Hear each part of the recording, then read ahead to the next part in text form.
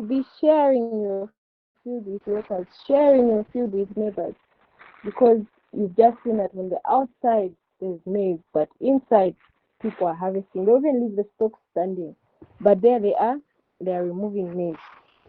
So have that in mind. Can you apply basil and top dressing at the same time? No. Basil is basil alone. Top is top alone.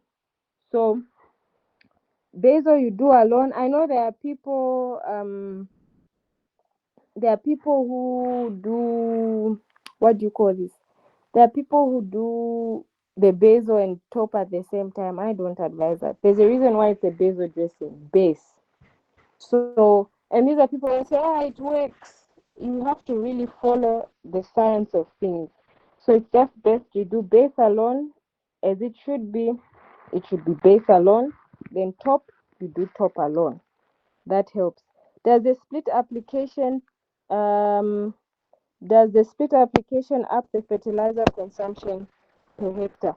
Generally, what it is that even nutrient absorption is just better at that point, because if you put all of it at once, then really even the crop utilization of the nutrients is limited. What is the spacing of planting? 2 per hole. So if you do 2 per hole, what it is that you have more plants per hectare at 2 per hole. So if it's 2 per hole with the drip spacing at 30, the spacing between the two would be about 8 centimeters apart if it's 2 per hole, and then per dripping point 30 centimeters. If you won't use drip, you just see how they can measure 30 to 40 centimeters apart. But then meaning that if you're doing that in a hectare, your spacing is even tighter, and yeah, it's even tighter. So the best is what I recommended with the proper interplant, which I had stated of, yeah, 20 to 30 centimeters interplant, then the row 75 to 90.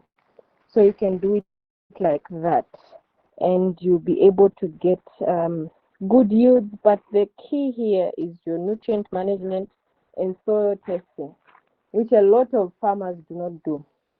So that is where the secret lies. You can get the growing right, but once we lose it at nutrient management and soil testing. That's where most of us lose it.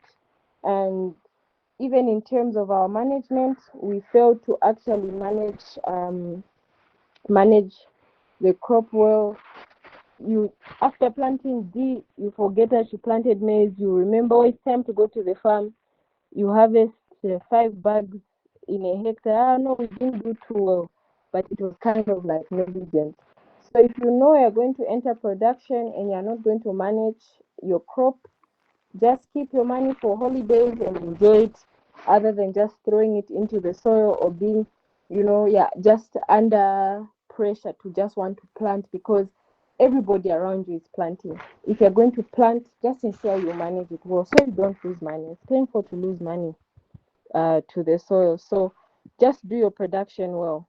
Um, that is that is key. Do your production well, and yeah, that is just key, key. So we can do. You can just send in your questions in the chat, and maybe if there's something that you feel like I did not explain properly, I can explain. So I've seen a comment. If my field needs 4 up and 4 down, I can still split my application. So the 4 down you plant at once. Then if you need 4 up, you split it. So you split it 2, and you're done. 2 at 30 centimeters, then the last one at 50, done. But if you're to do where you split it to 3, where you need about 6, that's when even before it's crop formation, grain filling, you've done your last dose. So let me see. Yes, please, you can send in your questions. I can even go through anything that wasn't clearly understood for better clarity.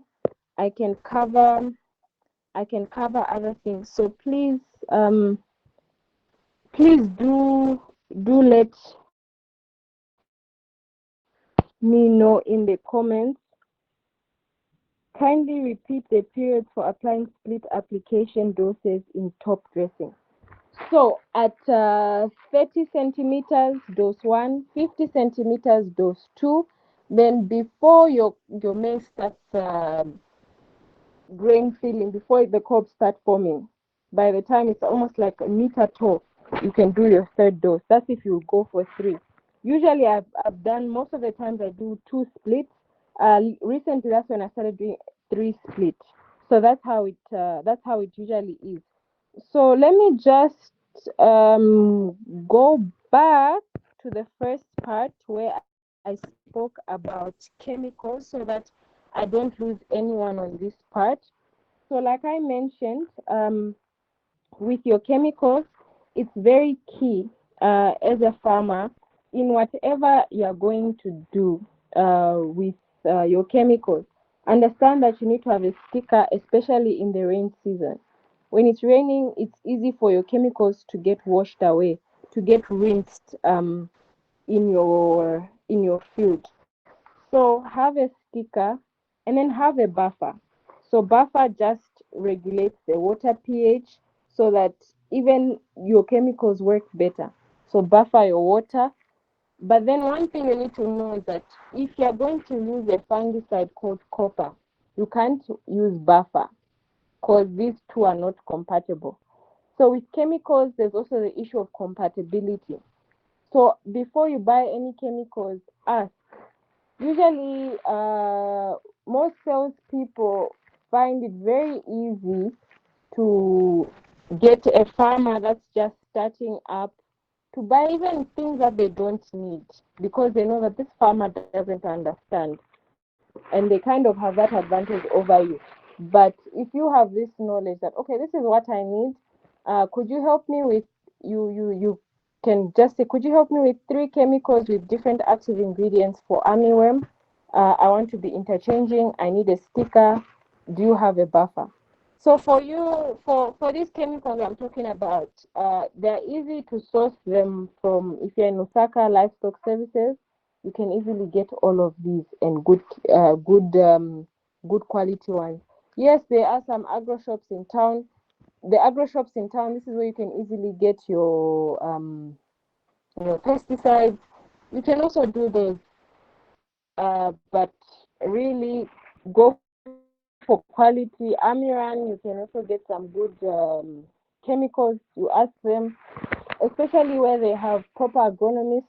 Some salespeople in town don't really understand what they're doing. So also having this knowledge yourself, very key, because this is how people are taken advantage of. They easily become, someone's target for sales.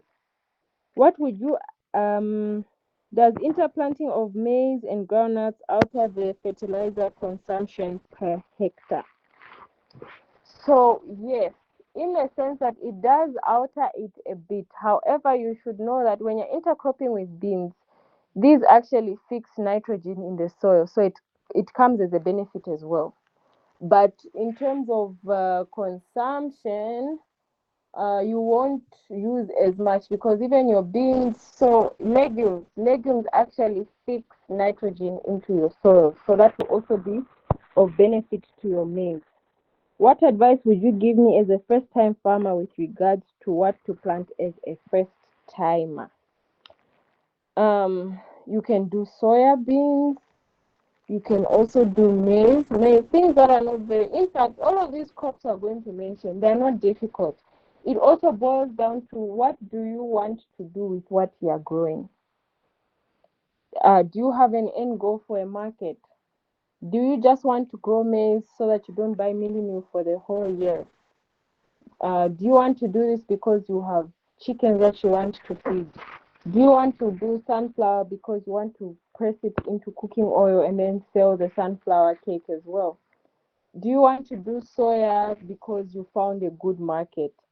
So all of these boil down to what exactly your end goal is, who your who your market is. Kindly talk. Okay, if I intercrop maize with groundnut, which weed killer can I use? So if you are going to do intercropping, don't use a weed killer. Just mechanically weed, but the weeds will be suppressed. So if you do your intercropping, meaning your maize, you leave it as it is. Then in the rows now, that's where you go in with so meaning you do the one for 90, you do the one for 90 centimeters.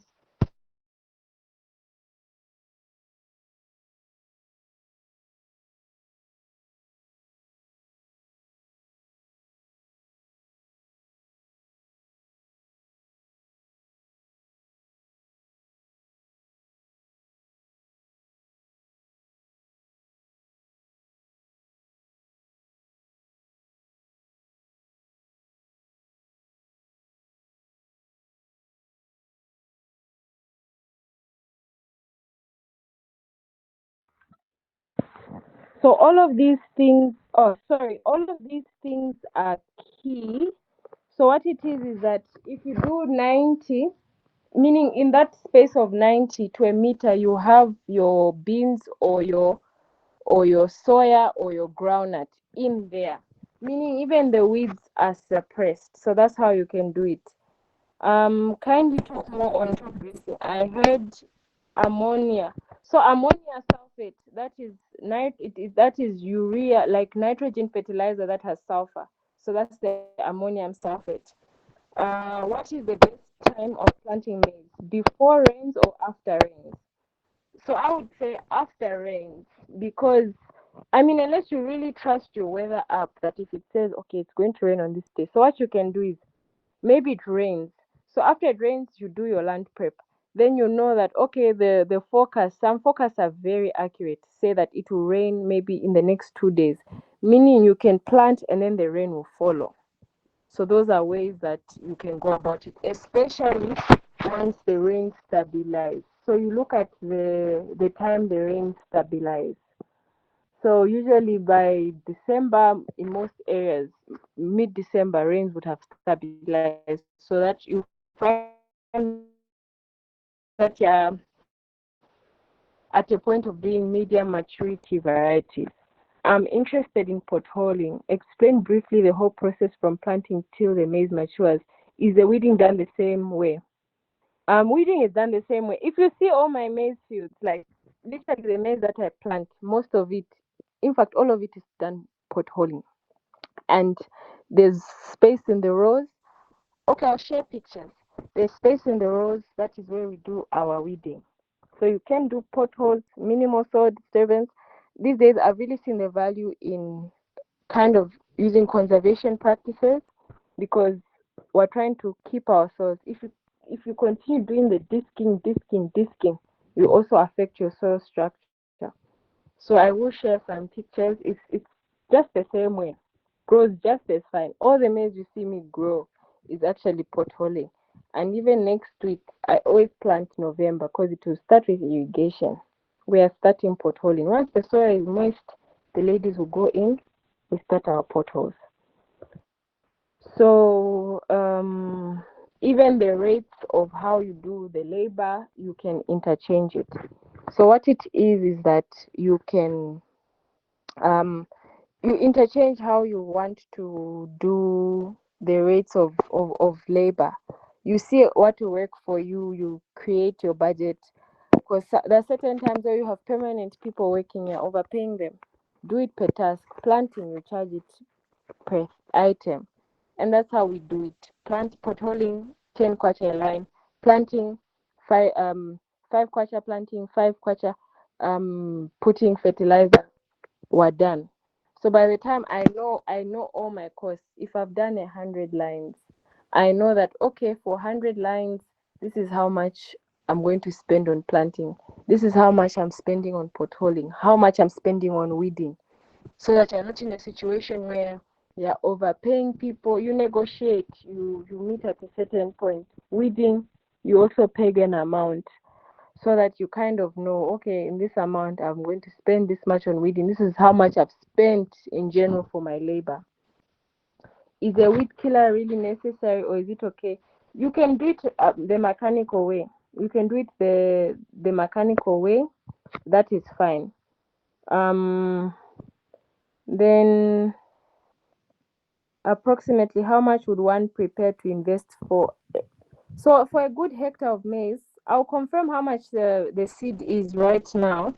But one thing I can assure you is that you'd spend about 30,000 max, between 25 to 30,000. That depends on the type of fertilizers you go for.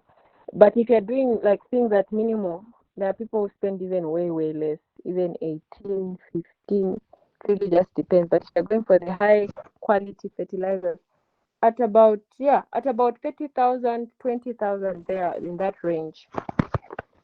Do we apply the same fertilizers at the same time to the groundnuts as well?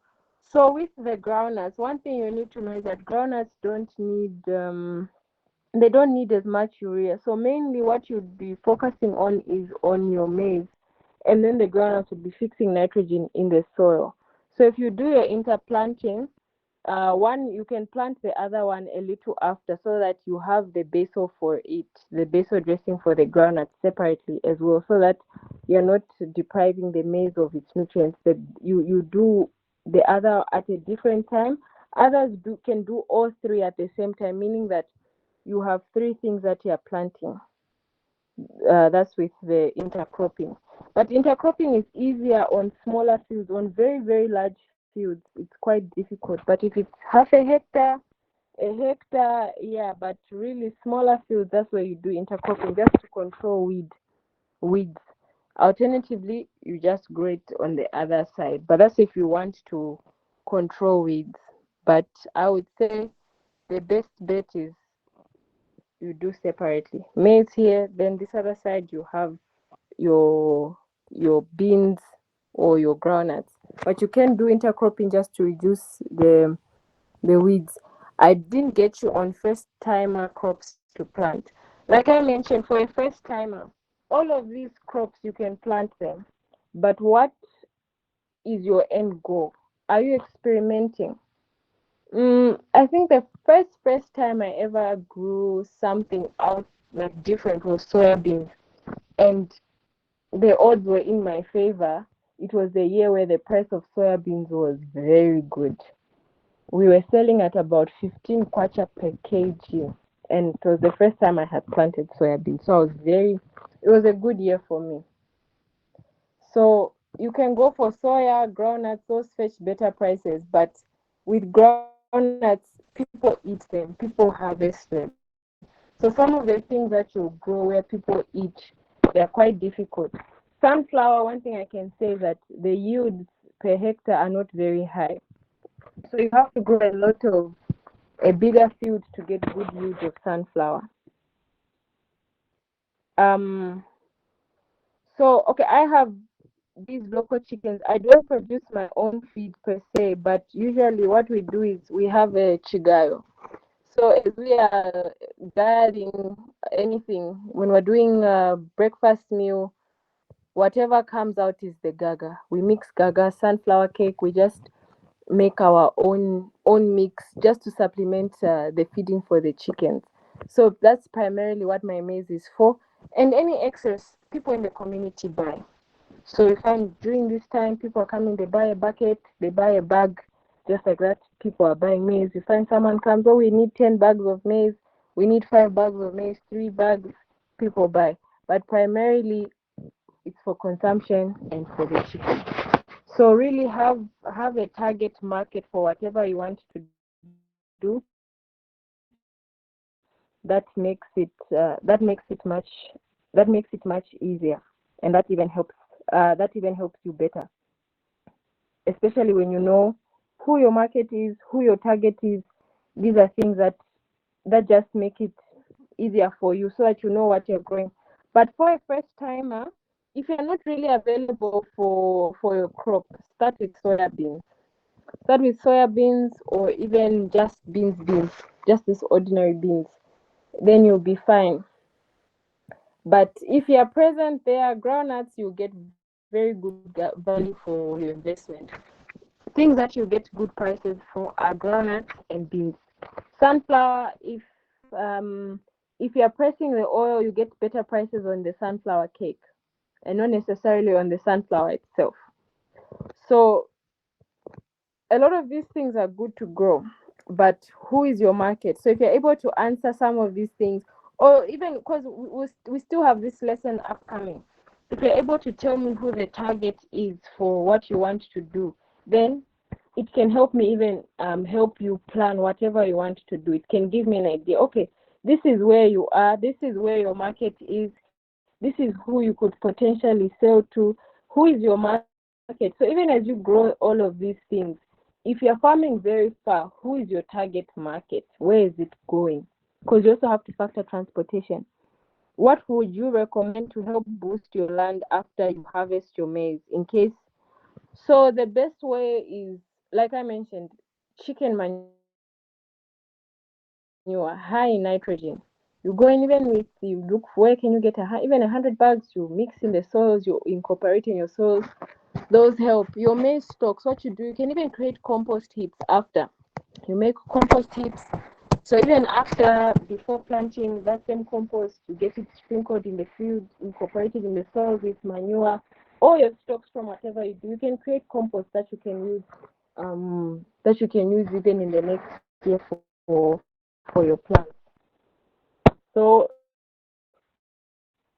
these are key things. Sunflower, I always do it for my pig farming. Wonderful. So you see the others who do the sunflower for their pigs. Maybe you have other animals you want to supplement feeding. So really, whatever you do boils down to who the target audience is. A lot of people, when they're teaching all these things, they'll probably just be selling you information on products. They'll not really touch the business side of things. All they're teaching you is product knowledge so that you buy a product from them. I mean, product knowledge is very important, but if you understand the science, if you understand the economics, the side of the market, that even puts you at an advantage. So even as you get information, product information key, but also look at issues of market. You have to factor. Now you have to start thinking economics, economies of scale. How far is your market? What am I producing? Have that in mind, so that even as you do all these things, it's not haphazard farming, it's not guesswork. You have a plan. You are a farmer that has a plan. You're not just growing for the sake of growing, but you're doing all these things accordingly. And this is just key principles. You have your market in mind. I'm entering into the farming season. I'm growing soybeans because I have a market. I'm growing maize because maybe you want to do seed. Others can even explore seed business. If you have land, you have water, think about seed. Companies are looking for seed growers. You have the land, you can do seed. Um, you can do seed. Uh, thank you for that comment. So at least now you have where to begin from. So if you have maybe an idea of what you want to do before the lessons end, share that idea. We think through this together. I don't want people to lose money. Yeah, they are investing your money. This is your hard-earned money. So let's see your money work for you. And then at the end of the day, you have a market. You know exactly what you want to do. So I don't know if we have any other comments, any other things you want me to clarify before we close the lesson, so that tomorrow we just focus on the specific plants. What crop can you interchange with maize so the land is maintained? So maize, you can, so in fact, I don't even know how I missed this. Crop rotation. You're breaking pest cycles. So we have legumes, which are your, so in the legume family, we have groundnuts, we have soya beans, we have our beans. So anything that's beans, these are legumes. So if you've done maize, you can go in with a legume, any of the legumes. Then you can then go in with the other year you go in with sunflower. So you just break the cycle, pests, diseases, anything. crop rotation. This is one of the key elements in conservation farming. Minimal soil disturbance, crop rotation. Then they also practice things like mulching. So if you want to do where you don't want to disc the soils, you can ask someone with a reaper to just come and reap. How can I become a seed grower? So Good Nature, they look for seed growers. There they have a plan for seed growers. So you can actually get in touch with them, go to their offices. Seedco, they do seed. So you can see, okay, I can manage maize seed, I can manage soya seed. They'll have all their regulations for you, how far, how big your farm should be, how many hectares you need to start at. There's also QBS, Quali Basic Seed. They also get seed growers because they pack, I don't know for which company. So once you enter into these agreements, each company has a different way they want their seed grown. They want you to be a distance from different farmers to avoid pollination, polluting their seed. So those are some of the key things, and water. So I got 65 hectares and really want to do 10 for maize, 10 for groundnuts, 10 for beans for commercial purposes. Okay, and those are good amounts. So with those amounts, obviously you need to use machinery. Um, and with such an investment, it's always important that you have water that you can be irrigating in case the rains go, because such such for commercial purposes, it's big hectareage. So you want to keep your investment well. So have a plan for irrigation, and then get the seed requirements correct for whatever you're going to grow. Get the seed requirements correct, and you'll be good to grow. So just ensure that at least you have enough water. But key soil testing, varieties, I can assure you that our seed companies are doing a very good job with supplying quality seeds. So you can cut across all these different ones, you get good yields. Considering the land size and capital required for maize production, I feel it would be better for me to do maize for my broilers. Does this homemade feed less nutritious? So the thing again, feed formulation again is also a science, it's also an art. You can think that because you've grown maize, you can do your own feed formulation. Then at the end of the day, you find yourself that you've done your feed formulation, your chickens aren't growing because you've not done your protein mixes nicely, you've not done the proportions properly. So um if you can get a good mix, then you are better off. And also, wattles and combs, they can also assist with proper feed, affordable feed for your production, and even concentrate for making feed if you're going to go for making your own feed. I was asking with this if it's okay for you to kindly also talk on winter maize. So everything I mentioned for winter maize, the only difference that you're going to have is that you will grow a medium or early maturity variety, which I can say you can do an early maturity variety. The crop size will still be good. Early medium maturity variety, not anything ultra. So if it's, for example, Seedco, you go for this 500 series or 600 series. But you don't do a late maturity variety for fresh maize because it's going to take a longer time and you use more money. Then in terms of nutrient requirements for your fresh maize, you don't need to go all in with the kind of nutrients management for what you do for grains. But all of this mentioned you can do for fresh maize. You can even less on your nutrient requirements. You still get good yield. So if you're depending on rainfed, which is the best time to plant what late maturity or medium? So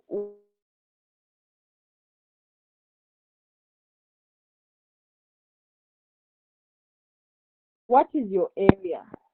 For example, where I live, our rain stabilizes in December, end of December. What is your area? For example, where I live, our rain stabilizes in December. I am in Kafue, Lusaka district. So if I'm not going to irrigate and depending on the rain, I would go for a medium to early maturity that would be December, end of December. I actually did an early maturity ZAM seed. It did very well, and we planted it almost New Year's. And that field was a very small field, but the crops there were good. So it really depends on your location.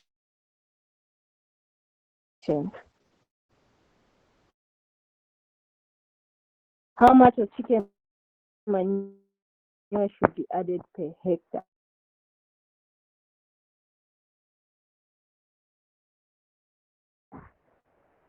If you've not gotten an analysis of how much organic manure you need, you can even do it at 100 kg per hectare. That's almost like standard of chicken manure, and mix it. How do you add manure to the soil if you are potholing?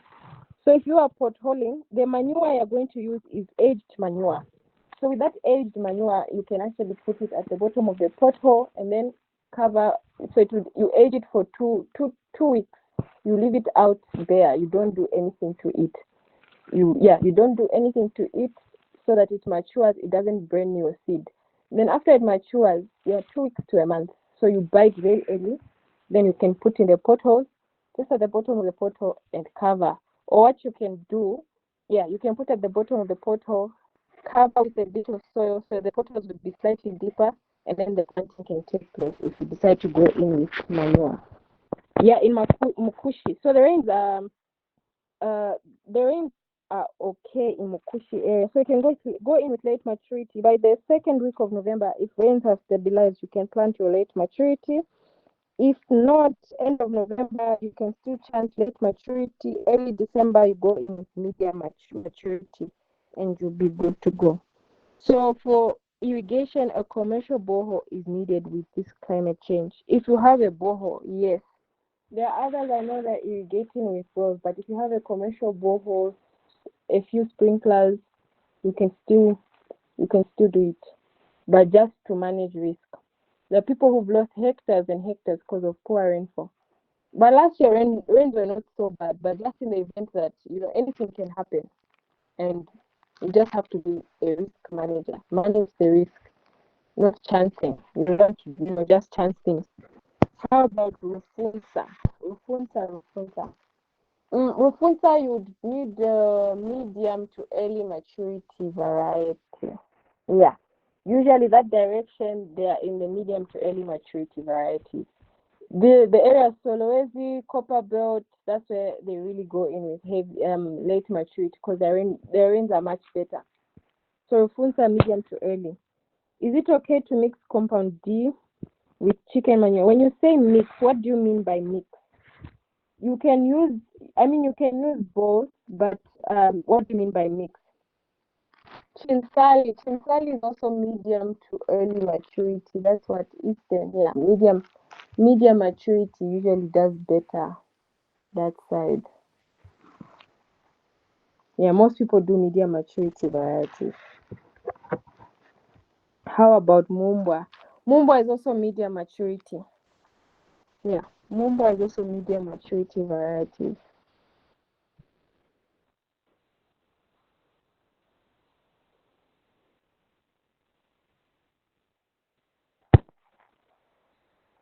So I don't know if we've got any more questions.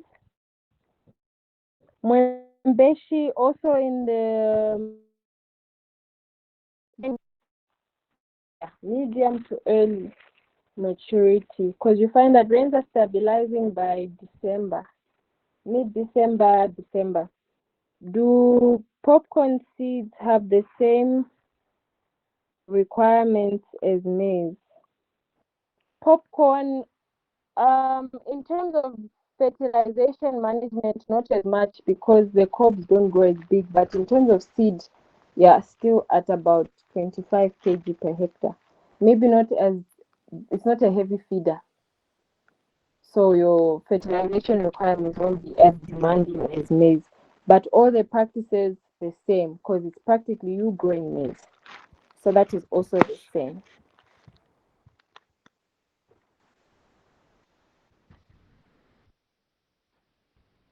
So I don't know if we've got any more questions before we close.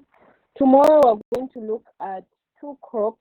We'll try and look at, in fact, we'll try and look at most of the remaining crops tomorrow, because the legumes follow the same practices.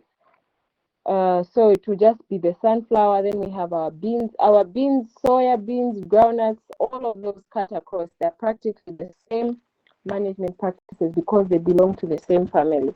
So we'll look at those tomorrow. But if we have any questions, you are still free to ask. Luapula province. Luapula, that's where you can